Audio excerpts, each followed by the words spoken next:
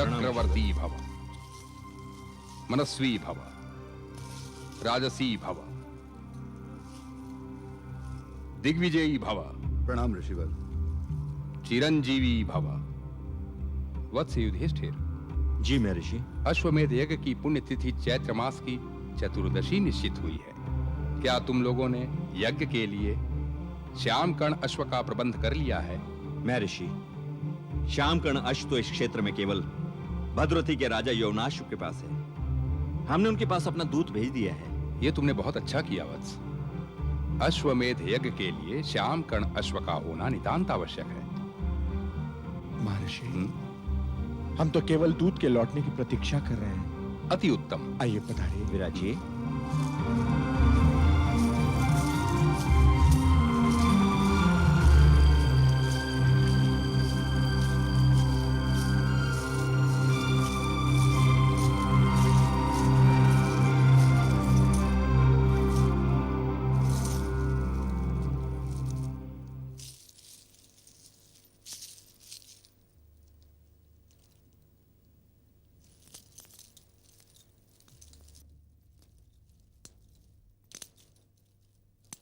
महाराज की जय हो।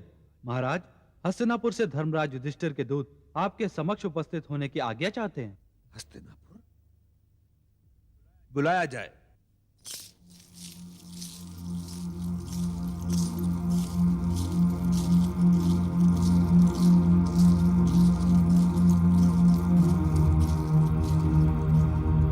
भद्रावती नरेश, महाराज यवनाश की जय हो।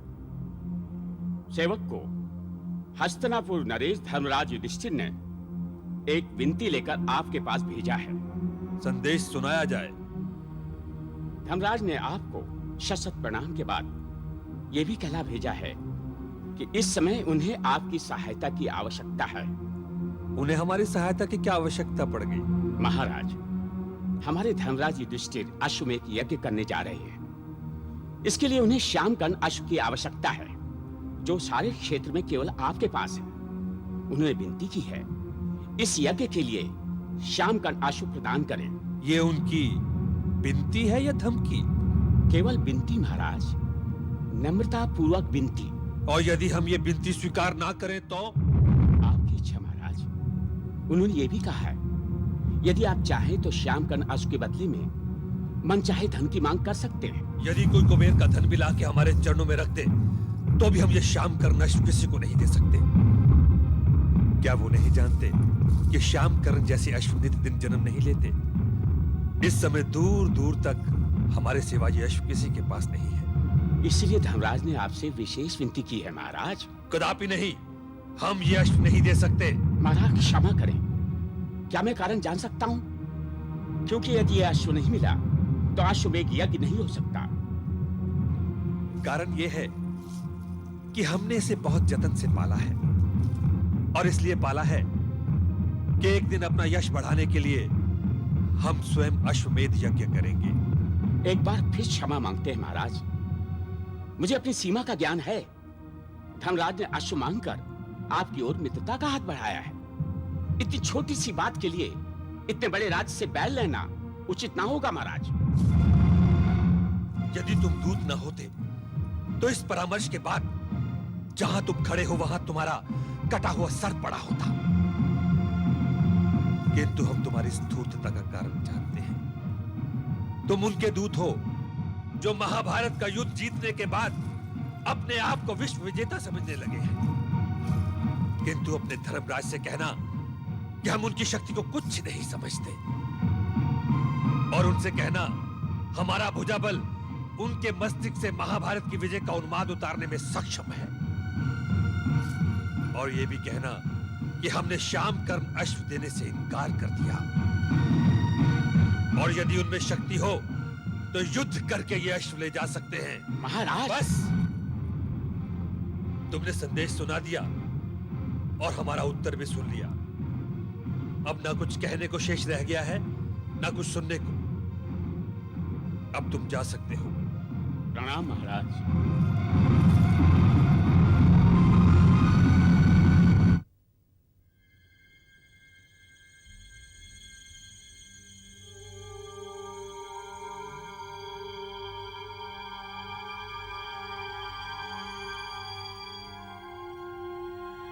प्रणाम। लगता है कि मैंने आपकी निद्रा भंग कर दी।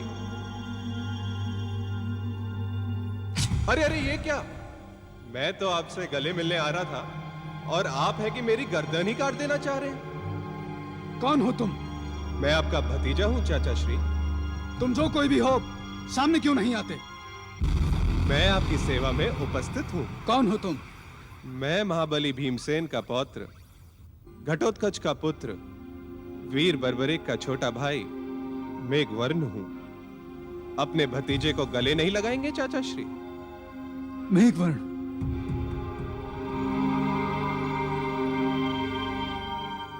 मैं स्वयं तुमसे मिलने को बहुत उत्सुक था मेघवर्ण।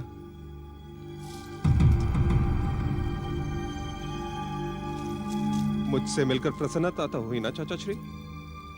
बहुत प्रसन्नता हुई और बहुत कुछ याद भी आ गया। क्या याद आ गया चाचा श्री?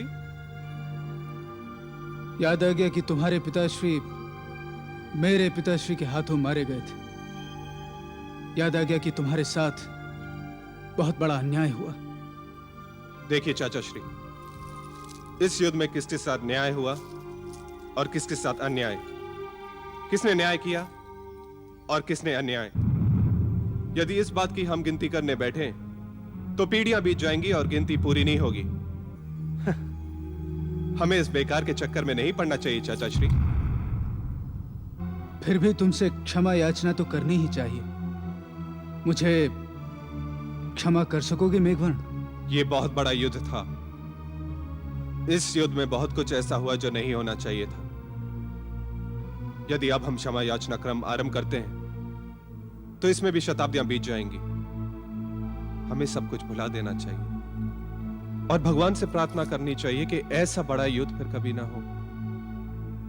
मैं तो सब कुछ भुला चुका हूं और मैं चाहता हूं कि आप भी सब कुछ भुला दें चाचा श्री।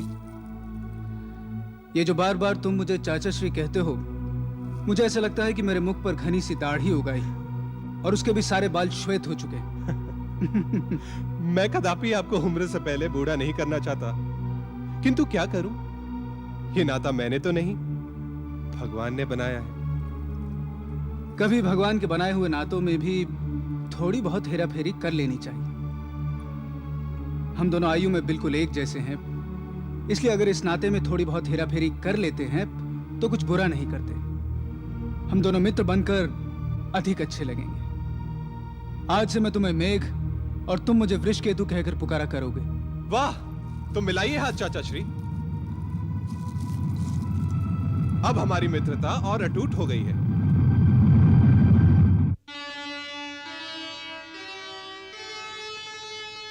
नहीं दे सकी कर्ण को जीवन भर जो प्यार,